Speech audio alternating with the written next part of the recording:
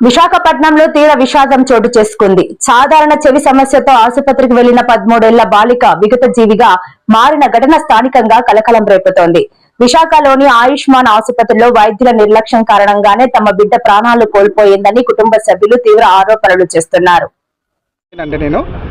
నిన్న ఉదయం యాక్చువల్గా మా యాజ్ఞశ్రీకి చిన్న చెవిలో నారు కారుతుందనేసి ఈఎన్టీ సునీల్ కిషోర్ గారికి గత 4 రోజులుగా మా మావయ్య గారు అక్క వచ్చి చూపిస్తున్నారు.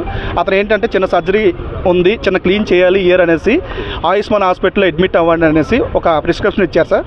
అదే టైమింగ్తో నిన్న ఉదయం 8:30 గంటలకి మా అక్క, మా బావగారు ప్లస్ మా మేనకోడలు యాజ్ఞశ్రీ ముగ్గురు కలిసి కారులో వచ్చి హ్యాపీగా నడుచుకుంటూ వెళ్తూ చిన్న ఆపరేషనే కదా ఏం కాదులే అనుకొని ఆపరేషన్ థియేటర్ దాకా వెళ్ళారు సార్. ఆపరేషన్ థియేటర్కి ముందు బ్లడ్ టెస్టులు, గుండెకి సంబంధించిన టెస్టులు, అలాగే ఎనస్థీసియా ఫిట్ పిఎస్సి అంటారు సార్, ఇవన్నీ ఫిట్ చేసి ఈ అమ్మాయి ఆపరేషన్కి ఎలిజిబుల్ అనేది చెప్పేసి ఆపరేషన్ థియేటర్లోకి తీసుకెళ్లారు సార్. అప్పుడు ఆపరేషన్ థియేటర్ బయట మా అక్కగారు, మా బావగారు ఉన్నారు. ఇద్దరితో కూడా పాపం మాట్లాడి హ్యాపీగానే వెళ్ళింది సార్. కానీ ఇక్కడ జరిగిన మిస్టేక్ ఎక్కడ అనేది అర్థం కావట్లే.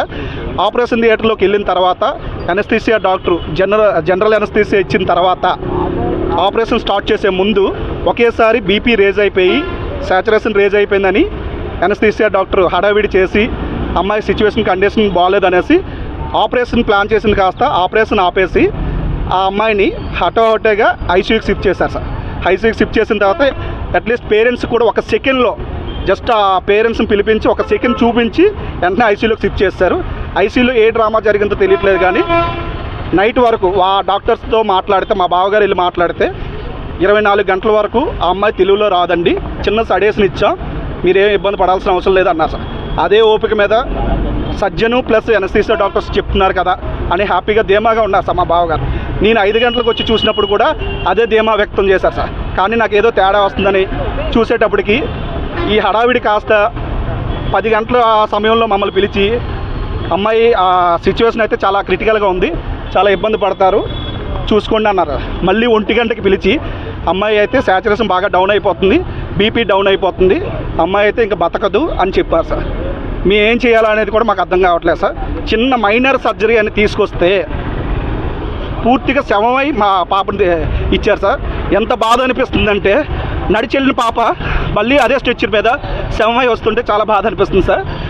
రెండోది, ఇది ఎనస్థీసియా నిర్లక్ష్యమో, సర్జన్ నిర్లక్ష్యమో, లేకపోతే ఆయుష్మాన్ హాస్పిటల్ యాజమాన్యం నిర్లక్ష్యమో అర్థం కావట్లే.